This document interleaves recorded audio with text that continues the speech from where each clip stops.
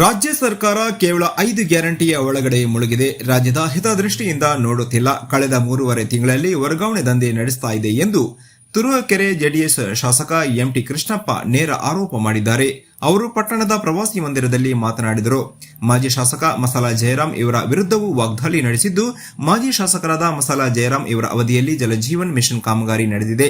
ಆ ಕಾಮಗಾರಿಗಳನ್ನ ಬಿಜೆಪಿ ಕಾರ್ಯಕರ್ತರೇ ಮಾಡಿದ್ದಾರೆ. ಆದರೆ ಅವರ ಮೇಲೆ ಸಂಸದರ ಮುಖಾಂತರ ಕಳಪೆ ಕಾಮಗಾರಿ ಎಂದು ಆರೋಪಿಸಿ ಸರ್ಕಾರಕ್ಕೆ ವಿಚಾರಣೆ ನಡೆಸಲು ಮಸಾಲಾ ಜಯರಾಮ್ ಅವರೇ ದೂರು ಸಲ್ಲಿಸಿದ್ದಾರೆ. ಇದು ಬಿಜೆಪಿ ಕಾರ್ಯಕರ್ತರಿಗೆ ಮಾಡಿದ ದ್ರೋಹ ಎಂದು ಆರೋಪ ಮಾಡಿದರು. ನಾನು ಈ ಹಿಂದೆ ಶಾಸಕನಾಗಿದ್ದ ಕಾಲದಲ್ಲಿ ಬಿಜೆಪಿ ಕಾರ್ಯಕರ್ತರಿಗೆ ಯಾವುದೇ ಕಾಮಗಾರಿಯ ಬಗ್ಗೆ ವಿಚಾರಣೆಯನ್ನ ಮಾಡಿಸಿರಲಿಲ್ಲ.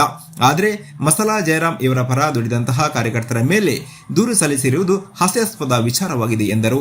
ಈ ಸಂದರ್ಭದಲ್ಲಿ ಮುಖಂಡರಾದ ಎಡಗಿಹಳ್ಳಿ ವಿಶ್ವನಾಥ್, ಲೋಕೇಶ್ ಬಾಬು ಜಕಣಹಳ್ಳಿ, ಗ್ರಾಮ ಪಂಚಾಯತ್ ಸದಸ್ಯ ಚನ್ನಬಸವೇಗೌಡ, ರಂಗಸ್ವಾಮಿ ಮುನಿಯೂರು, ದೀಪು ಅರಳಿಕೆರೆ ಮುಂತಾದವರು ಹಾಜರಿದ್ದರು. ವರದಿ ಸುರೇಶ್ ಬಾಬು ಎಂ, ತುರುವೇಕೆರೆ. ಇದು ಖಂಡನೀಯ. ಸರ್ಕಾರ ಅವರೇ ಪಕ್ಷ ಸರ್ಕಾರ ಅಧಿಕಾರದಲ್ಲಿದ್ದು ಮನೆ ತರುವಂಥ ತಾಕತ್ತಿರುವ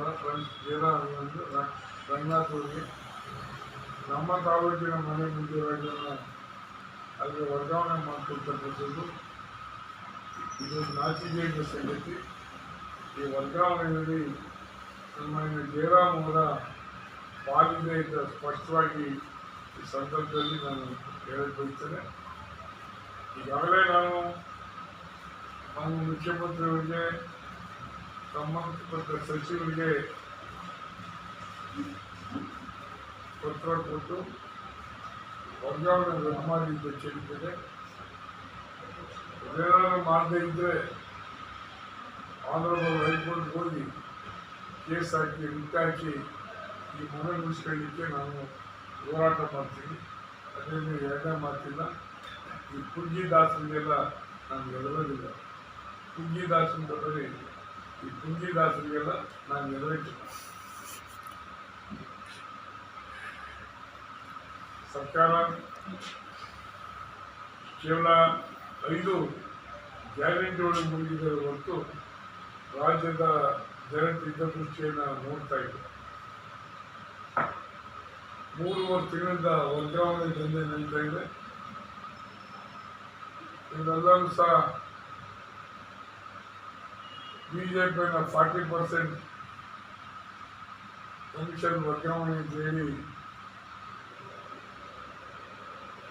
ಲಾಭ ಉಳಿತಾ ಇದ್ರು.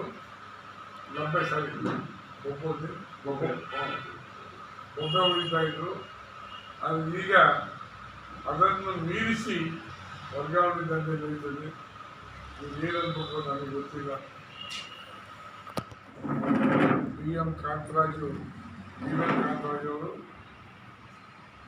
ಡೆವಲಪ್ಮೆಂಟ್ ಆಗಿಲ್ಲ, ಕೃಷ್ಣಪ್ಪ ಡೆವಲಪ್ಮೆಂಟ್ ಮಾಡ್ತಾ ಇಲ್ಲ ಅಂತ ಹೇಳಿ ನನ್ನ ಸ್ಟೇಟ್ಮೆಂಟ್ ಕ್ರಿಯೇಟ್ ಮಾಡಿಲ್ಲ. ಬಹುಶಃ ಇಟ್ ಈಸ್ ಪ್ರಿಮೆಚ್ಯೂರ್. ಅವನ ಒಂದು ತಿಳುವಳಿಕೆ ಇರೋದಂಥ ಅಪ್ರಬುದ್ಧಕ್ಕೆ ಸಾಕ್ಷಿಯಾಯಿತು. ಕಾಂಗ್ರೆಸ್ನ ಶಾಸಕರುಗಳೇ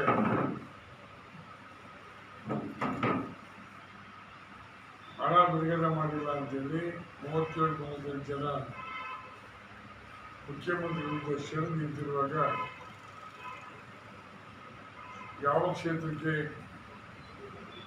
ಹಣ ಬಿಡುಗಡೆಯಾಗಿದೆ ಅಂತ ಮಾನ್ಯ ಕಾಂತರಾಜ್ ಅವರು ಹೇಳಬೇಕು. ಅವ್ರಿಗೆ ಏನಾದರೂ ಸಾಮರ್ಥ್ಯ ಇದ್ದರೆ ಮಾನ್ಯ ಮುಖ್ಯಮಂತ್ರಿಯವ್ರಿಗೆ ಹೇಳಿ ಹಣ ಬಿಡುಗಡೆ ಮಾಡಲಿಕ್ಕೆ ಪ್ರಯತ್ನ ಪಡಲಿ. ನಾನು ಅವ್ರಿಗೆ ಸಹಕರಿಸ್ತೀನಿ. ಅದು ಬಿಟ್ಟು ತಾಲೂಕಿನ ಅಧಿಕಾರಿಗಳ ವರ್ಗಾವಣೆಯಲ್ಲಿ ಮುಳುಗೋಗಿದ್ದಾರೆ. ಇದನ್ನು ನಾವು ಏನಂತ ಹೇಳ್ಬೇಕು ಗೊತ್ತಿಲ್ಲ. ಸರ್ಕಾರ ಗ್ಯಾರಂಟಿ ಸೀಮಿತವಾಗದೆ ಕ್ಷೇತ್ರದ ಬಗ್ಗೆ ಡೆವಲಪ್ಮೆಂಟ್ ಬಗ್ಗೆ ಗಮನ ಹರಿಸಬೇಕು.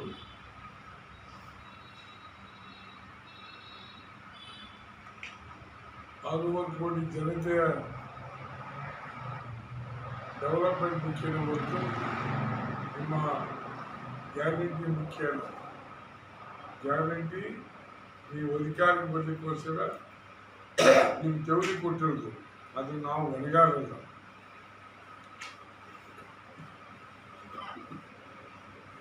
ಇದನ್ನ ಚರ್ಚೆ ಮಾಡಲಿಕ್ಕೆ ಕೂಡಲೇ ವಿಧಾನಸಭೆ ಸೆಷನ್ ಕರೆದು ಚರ್ಚೆ ಮಾಡಬೇಕು. ಕ್ಷೇತ್ರವಾರು ಡೆವಲಪ್ಮೆಂಟ್ ಬಗ್ಗೆ ಹಣ ಹಂಚಿಕೆ ಮಾಡಬೇಕು. 3.5 ತಿಂಗಳಾದರೂ ಶಾಸಕರ ನಿಧಿ ಕೊಟ್ಟಿಲ್ಲ. ಯಾವುದೇ ಗ್ರಾಮಕ್ಕೆ